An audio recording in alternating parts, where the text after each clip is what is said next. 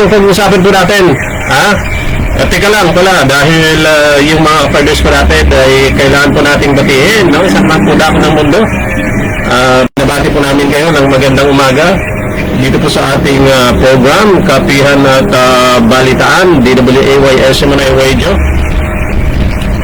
Mag-follow po kayo sa ating Facebook page, DWAY1332, live po tayo.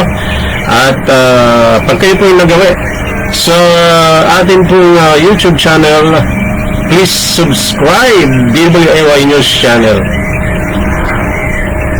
At syempre mga partners, no, sa lahat po ng mga SM9 News Channels, mapa-Facebook man yan o YouTube, ay suportahan po natin dahil bukod tanging SMNI, mga kaibigan, mga partners, no, pasensya na sa ibang mainstream media, so far ang hindi influensyado ng mga nasa pamunahan po ngayon.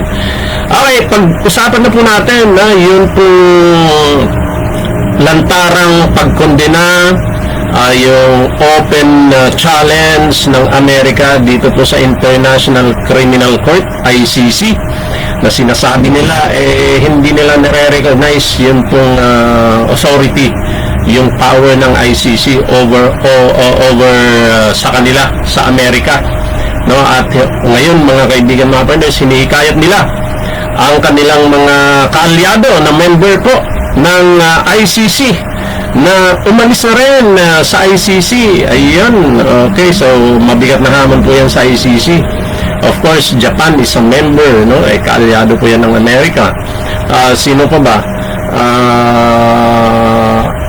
Yung mga ilang African states, no?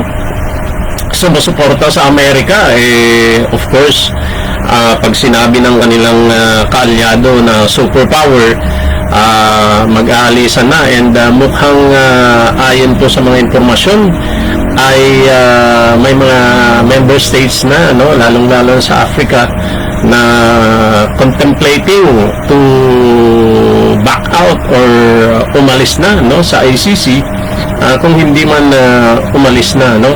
At siyempre marami po dito sa atin, lalong-lalo na yung supporters ni PRRD, ang natutuwa, no, dahil ang kahit wala na po tayo, mga kaibigan, mga partners, no, sa ICC, hindi na po tayo member, pero ito pong administrasyon ni BBM is perceived to be supporting ICC, di ba?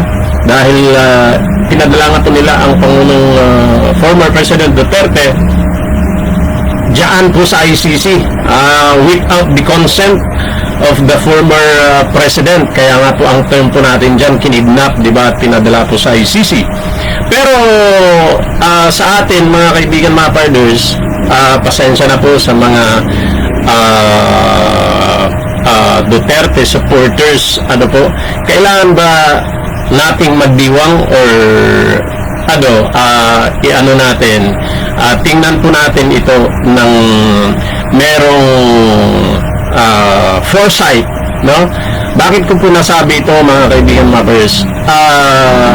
Hindi po tayo, linawin po natin, this is ano po ito, personal opinion, at base po ito sa atin pong nakakalat na mga impormasyon. Ano ho, no?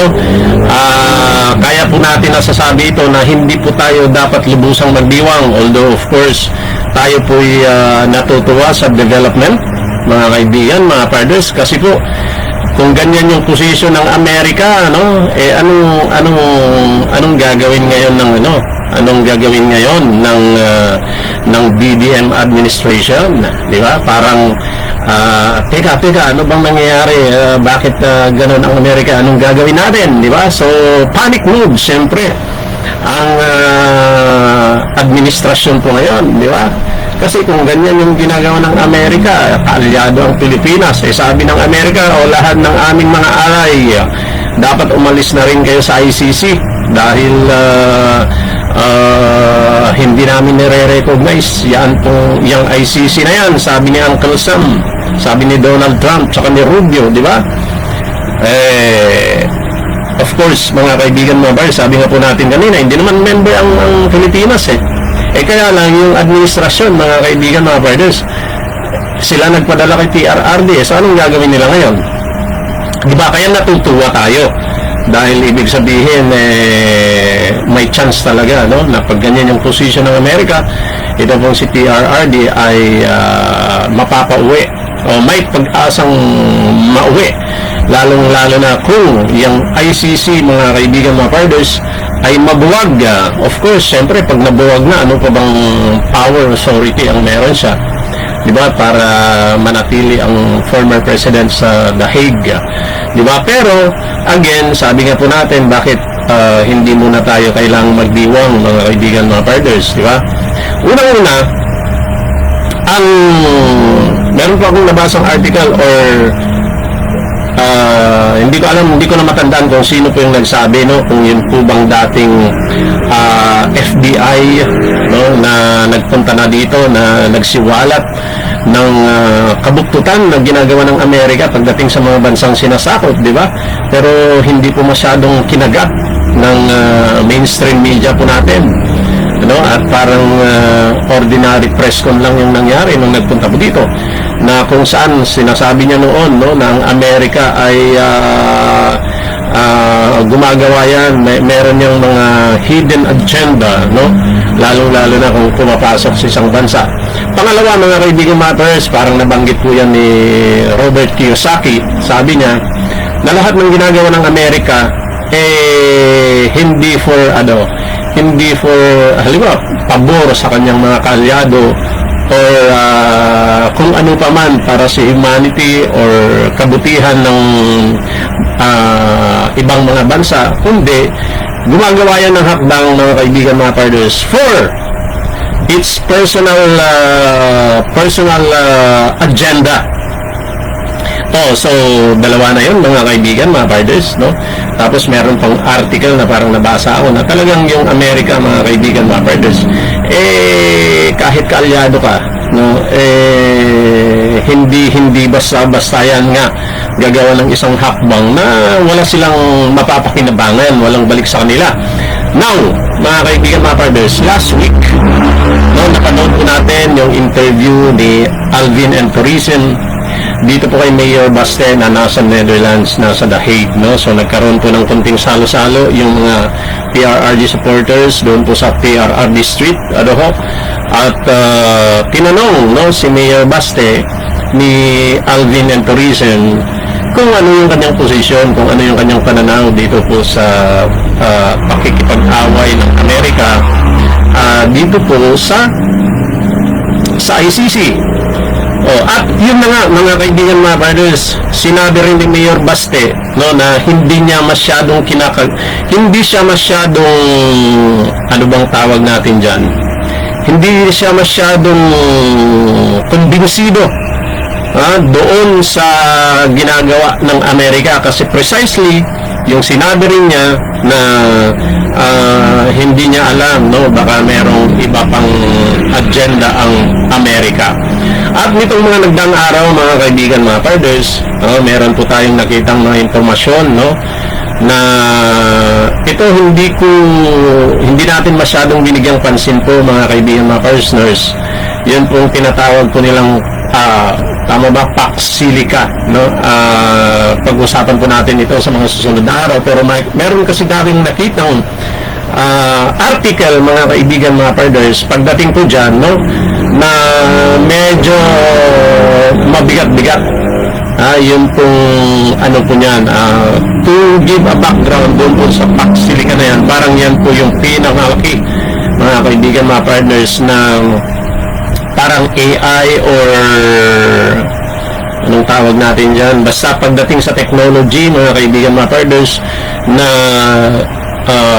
project ng Amerika kasama yung ilang mga kaalyado, mga kaibigan, mga partners, at pinosisyon po yan, mga kaibigan, yung lugar na yan dito po sa New Clark City, mga kaibigan, mga partners, na kung saan meron na po silang usapan, no, pero hindi pa nakadisclose sa public kung ano yung usapan na yan, mga kaibigan, mga partners.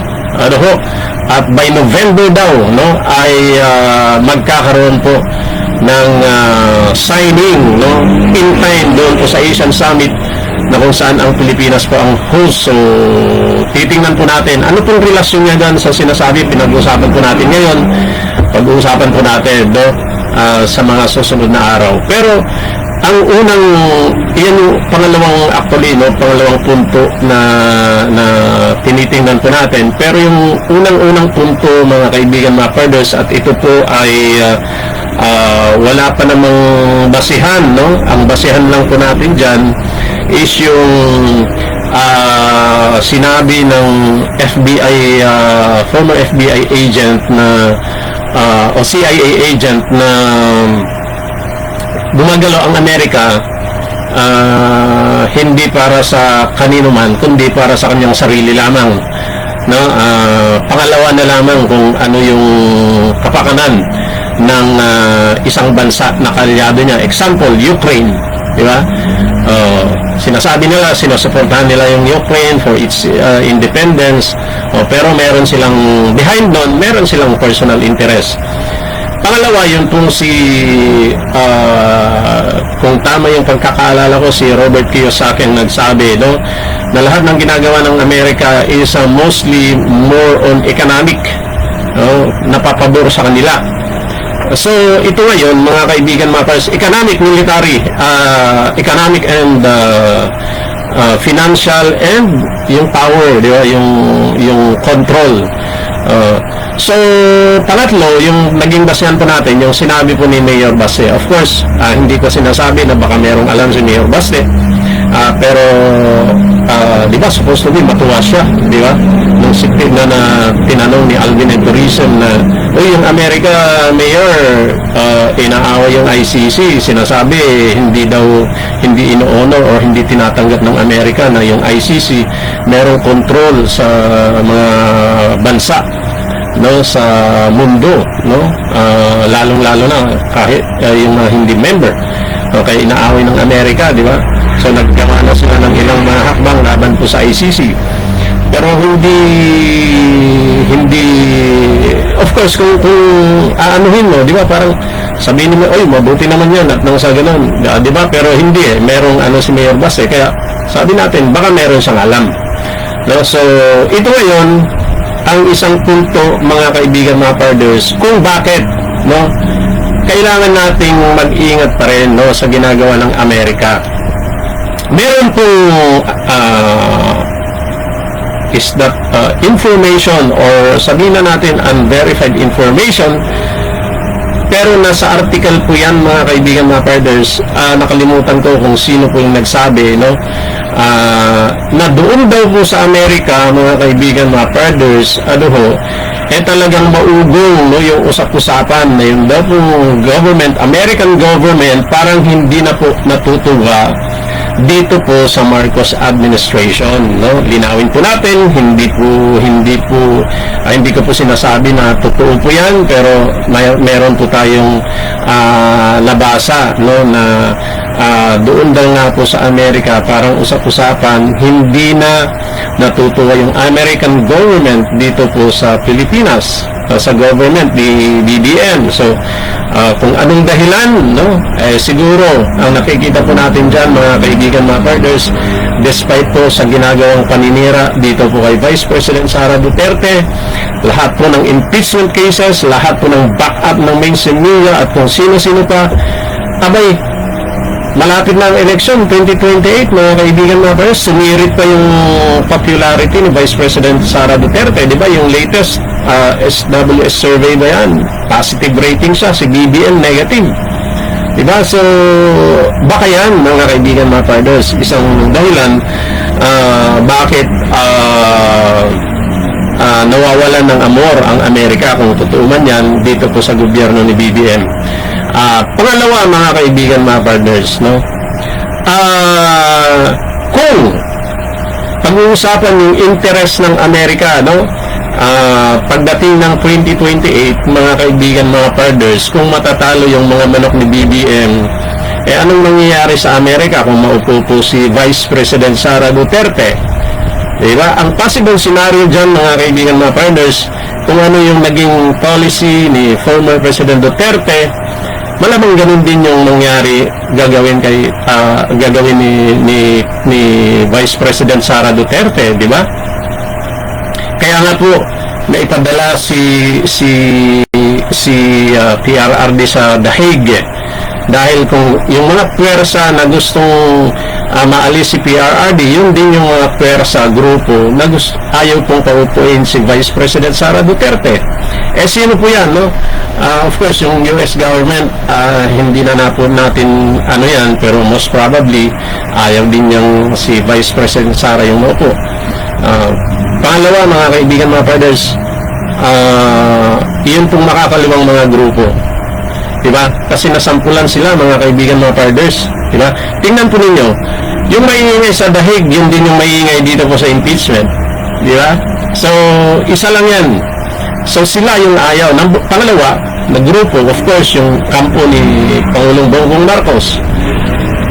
Pangatlo, mga kaibigan, mga brothers, yun pong mga negosyante na namumumili sa panahon po ni BBM, di ba, na nung panahon ni PRRD, talagang nilagyan ng anong tawag doon sa yung tali ng aso.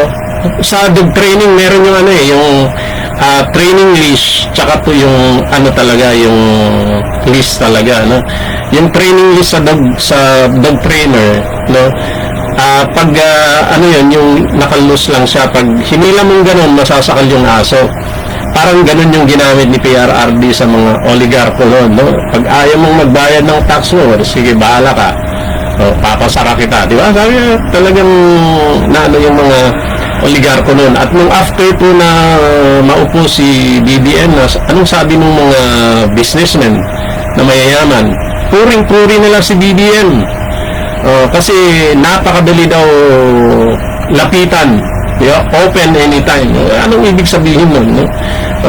Kayo na po ang mag-conclude kung ano pong ibig sabihin yan.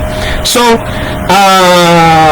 dito po, no, sa ginagawa po ngayon ng Amerika, no, kung purely, mga kaibigan, mga partners, ito linawin po natin, kung talagang ang gusto nila, ayaw talaga nila sa ICC, nayayabangan sila sa ICC at nakikita nila nag-overboard or yung kapangyarihan ng ICC sinasakop yung kanilang kapangyarihan bilang isang bansa.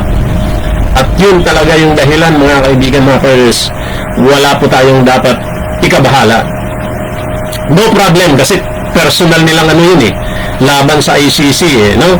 Yun pong consequence nun, or yung collateral effect nun na maganda para sa mga Pilipino, no, sa mga Duterte supporters, ano po yan?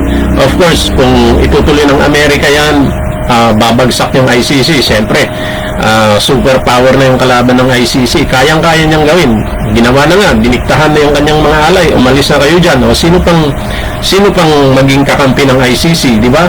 Yung ICC umaasa lang sa pondo na binibigay ng mga member states. So kung wala ng pondo yung ICC, ano pang gagawin niya, di ba? Di magdi-disband na or mawawala na, di ba?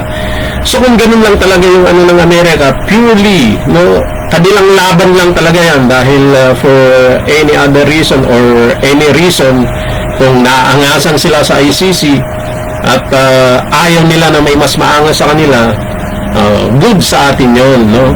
Kaya lang po, mga kaibigan, mga fathers, papalapit na po ang 2028 at nabanggit na nga po natin kanina, kahit anong gawin, no, parang walang panlaban talaga ang administrasyon, no? Kung ano-ano nang ginagawang paninira, no, dito sa mga minority, ngayon kinukuyog si Senator Alan Peter Cayetano, no, kinukuyog ni Lacson tsaka ni Tulfo, pinagtutulungan, di ba? Pero wala pa rin, no? Kahit anong balig-balig pa rin natin ngayon yun pong mga contenders mula po sa administrasyon at sa kampo ng Tinklawan, wala talaga no? Yung nagvo-volunteer na gustong tumakbong president na si Risa Hontiveros, inaayawan nga ng ibang mga tinklawan no? Ang kanyang supporter lang na lamang dyan ay si Trillanes saka si Llamas So, bandang huli siguro baka ang tatakbong president si Risa Hontiveros, vice president si Trillanes. Kaya sabihin ni Trillanes ayaw niya, wala siyang balak tumakbo. So, ngayon kung aatras si Risa Hontiveros baka si Trillanes na ang tatakbo. O di ba? So kahit balik-balik pa rin natin, wala talagang pwedeng ipanlaban kay Vice President Sara Duterte sa 2028. Kaya nga po ang ginagawa po nila ngayon is either alisin lahat yung mga ma-impeach si Vice President Sara Duterte o kung hindi man yung sinasabi ng ilang mga insiders sa politika, yung may nalalaman sa politika na gustong extend yun pong termino ni Pangulong Bongbong Marcos, ni BBM, sa pamagitan ng no election, di ba? Lumitaw din yan kay Senator Amy Marcos mismo, di ba? Na plano daw, wala daw election sa 2028, di ba? Na pinangakuan pa nga yung mga kongresista ng pinangakuan sila ng term extension, di ba? So, yun mga kaibigan, mga partners, ang medyo kinakaba po natin. Bakit? Kasi kung halimbawa tinuloy ng Amerika yan at nakalaya si PRRD, baka pwede nilang sabihin dahil sa amin kaya nakalaya si PRRD. Baka gamitin nila yun mga kaibigan, mga partners, para leverage na makuha nila yung pong simpatya ni Vice President Sara Duterte sa 2028. Ngayon, dalawang senaryo po yung mangyayari po dyan. Halimbawa, gano'n, Kaya nilang ginagawa yan, mga kaibigan, mga partners. Una, para maalis yung control ng ICC doon sa mga kaalyado ng Amerika. At pangalawa, kung ang intention nila, mga kaibigan, mga partners, is yung makuha po yung pong suporta ni Vice President Sara sa 2028. Either way, mga kaibigan, mga partners, or dito po sa pangalawang dahilan nila, mga kaibigan, mga partners, medyo talo pa rin tayo sa atin pong pananaw. Bakit? Halimbawa, mga kaibigan, ginawa po nila yan, una, para mapalaya si PRRD at magkaroon ng, kumbaga, parang tatanawin natin na utang na loob, dahil sa Amerika, kaya nakalaya si PRRD, di ba? Pero kung tutusin, kung magtuloy-tuloy po yung na yan, mga kaibigan, mga partners, kung magtuloy-tuloy po yung trial po ni PRRD, yun nga lang matagal, abutin ng taon, wala tingin po natin talagang mapapawalang sala siya kahit sabihin na natin na yung pong ICC medyo control ng makakaliwa, di ba? Sinabi yan mismo ni US Defense Secretary Rubio di ba, na yung ICC ay hawak ng leftist, di ba? Hayaan na po natin yun. Basta ang important, ang pag-usapan po natin ngayon, halimbawa nga lang kaya gusto talunin or sitahin ng Amerika yung pong ICC para makakuha ng pabor kay sa mga Duterte, lalong-lalo na pagdating ng 2028, may problema pa rin po tayo dyan, mga kaibigan, mga partners. Bakit? Sabi ko nga po, dalawang senaryo. Of course, tayong mga Pilipino, marunong tumanaw ng utang na loob, di ba? At pag naggawa po nila yan, halimbawa, this year, puspusan yung ginawa ng Amerika na panggigipit or paglaban dito sa ICC, at before the end of the year, nakalaya ang former president, pwede nilang i-claim yun, dahil sa amin, kaya nakabalik ang former president Duterte dyan po sa Pilipinas. Di ba? Pangalawa, yun. At pagdating ng 2028, mga kaibigan, mga brothers, pag nanalo si Vice President Sara Duterte, pwede nilang kunan ng tawag tawag dyan, sabihin na humingi ng pabor, no? Kasi dahil sa amin nakalayo yung tatay mo, di ba? Pero of course meron pong ano yan, mga kaibigan, mga pars, definitely, no, meron pong pag-uusap po yan, or baka maaaring may kakausap sa mga Duterte before man mangyari yan, at maaaring ang pwede nilang gawin ulit, mga kaibigan, mga parders, no, yun pong presidency for 2028 ay isi-secure in favor of Vice President Sara Duterte. Maaring, ewan po natin, naisip lang po natin, mga kaibigan, mga brothers, na maaring yung mga impeachment cases laban po kay Vice President Sara Duterte, i-pressure nila si BBM na lumabas at sabihin i-drop yung mga cases na yan. And then, ito ang, kaya nga sabi po natin, medyo talo pa rin tayo, no? At dahil dyan, baka pwedeng magkaroon ng compromise na yun pong, ito naman pong pamilya ni BBM, bigyan naman ng liwi, kagaya ng ginawa sa kanyang tatay, di ba? Ito yung mga senaryo na maaaring mangyari, mga kaibigan, mga partners, kung ang intention ng Amerika, bakit inaaway yun pong ICC, dahil meron po silang interest dito sa Pilipinas, di ba? At ang interest na yan, kasama na po yan yung 2028 at yung binanggit po natin, yung Pax Silica. So, anong mangyayari pag umayaw si Vice President Sara Duterte? Di ba? Mas matindi yun, mga kaibigan, mga partners. Kasi pag umayaw po siya, ibig sabihin, ang tingin sa kanya ng Amerika, kaaway talaga. Anong mangyayari? So either isusulong nila, susuportahan nila yung ginagawa ng present administration, pahihirapan, at kumbaga pahirapan ang mga Duterte at talagang titiyakin, no, na hindi po makaupo sa 2028 ang Vice President Sara Duterte, no? Kaya ba nilang gawin yun, mga kaibigan, mga pares? Sinabi na nga po nila, di ba, na yung Amerika, gumagawa sila ng mga pamamaraan, no, to bring down a government na hindi po sumasang-ayon sa kanilang mga gusto, di ba? Kaya medyo ito po, wag po tayong masyadong magsaya, no, na itong Amerika, inaaway ng Amerika yung ICC. Tapos ano na ngayon, may nakita pa tayo, ano na ngayon, bangag, inaaway ng Amerika yung ICC, anong gagawin mo ngayon? So, ang magandang dulot lang yan, mga kaibigan, mga brothers, of course, is makakalaya yung former President Duterte. Pero ang tanong po dyan na mas mabigat, at what expense para naman po sa mga Pilipino. Tandaan po natin, no, yung former President ay willing po siya, no, na mag-undergo ng proseso ng dahig kahit gaano kahaba po yan, no. Ngayon, sa ginagawa po ng Amerika, no, okay lang, sabi nga po natin, okay lang kung sariling laban lang nila, sariling interest lang nila, kaya ginagawa nila yan dahil naangasan sila sa ICC, okay lang po yun. Wala tayong problema yun, at talaga dun dapat tayong magdiwang na, dahil ang magiging epekto po niyan, sigurado, no, i-release si PRRD.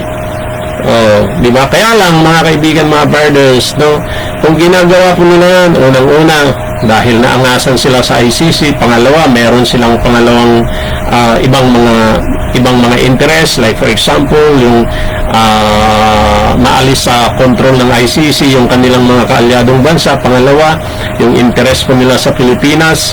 At kung titingnan po ninyo, mga kaibigan, mga brothers, nag-escalate ang China, no? Of course, hindi for sure yung ginawa ng isang news agency sa China na nagpalabas ng mga yung caricature, di ba? Yung tungkol sa AI na pinapalabas na Chongo, at nag-react ang mga Pilipino, marami ang nag-react na inalmahan, no, yun pong ginawa ng China. Baka meron pong mga kaibigan, mga brothers, no, meron po talagang mas malalim pa na dahilan, no, dito po sa issue na ito, at yun po nga yung mas kinababahala po natin, no. Again, paglaban lang ng Amerika yan sa ICC, wala po tayong problema, no, kasi ang collateral effect po niyan sa atin maganda. Release ang former president. Pangalawa, nakikita na ito pong gobyerno ni BBM, no, talagang walang kahinatnan, no, walang tawag dyan, walang kwenta, no,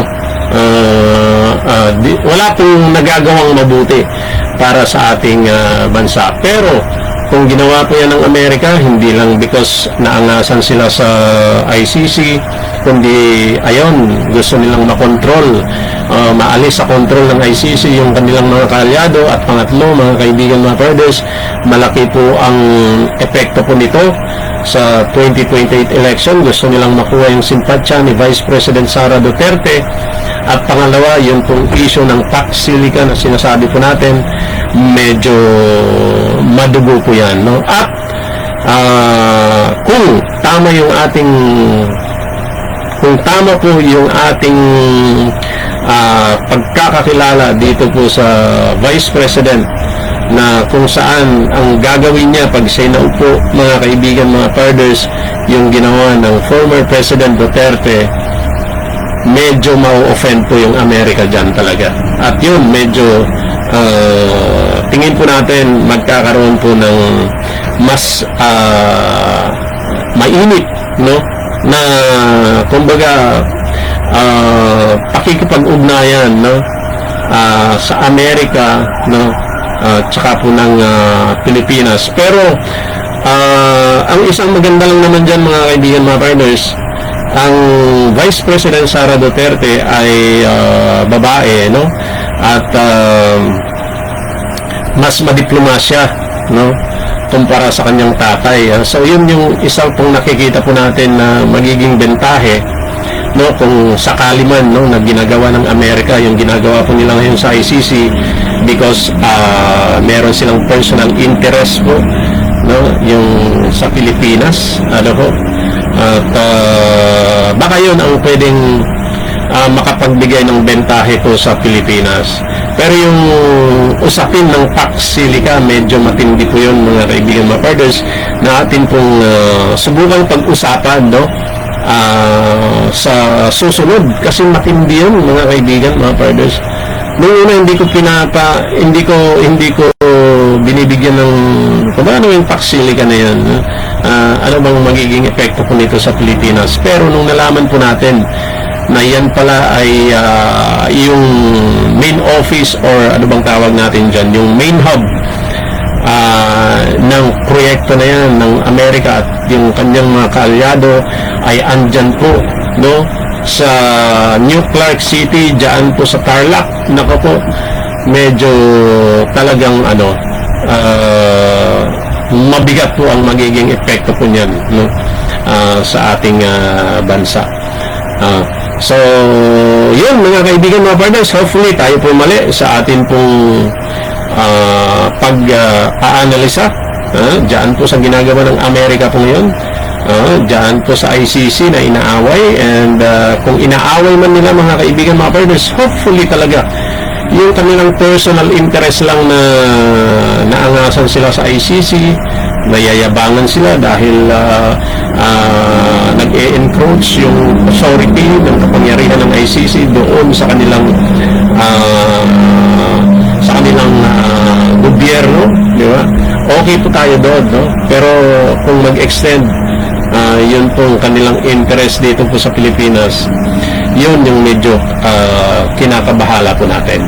Malalaman po natin yan sa mga susunod na araw, mga kaibigan, mga partners, kung ano po yung development. For the meantime, mamaya subaybayan po ninyo ang SMNI, ang ating pong Facebook page, DWAY 1332, at monitor po natin yung pong ikapitong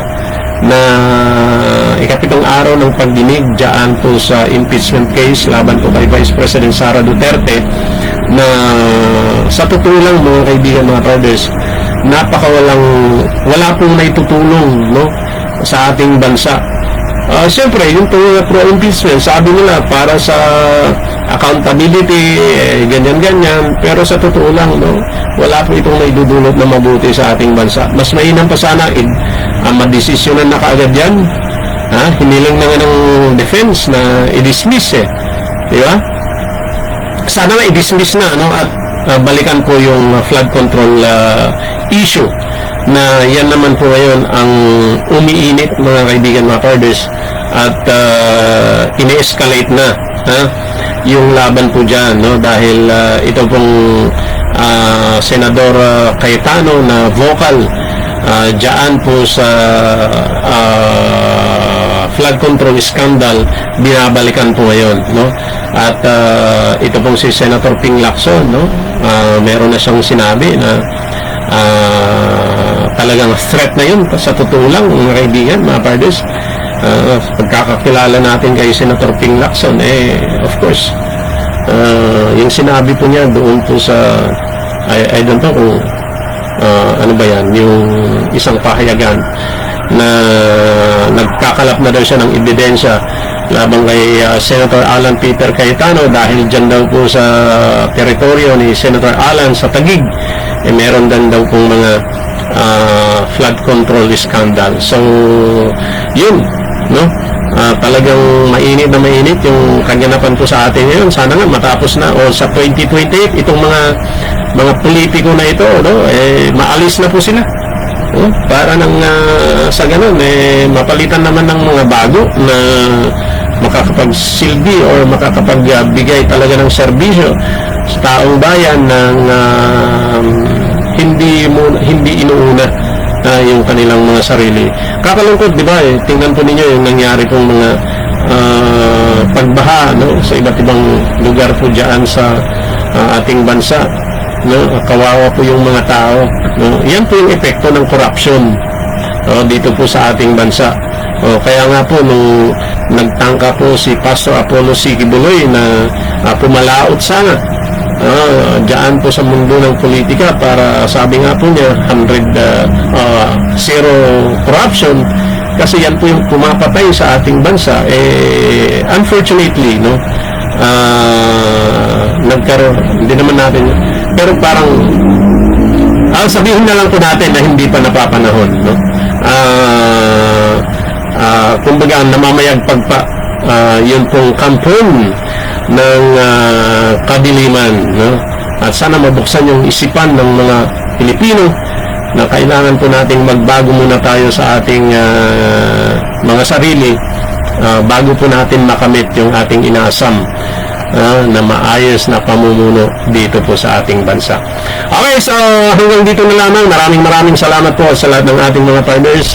Yan, saan man po kayo dako ng mundo, maraming salamat at ingat po tayo, pagpalain po tayo ng ating dakilang Ama. Kayo'y nakikinig sa DWAY 1332 SMNI Radio Cabanatuan, kapartner mo sa balita at serbisyo.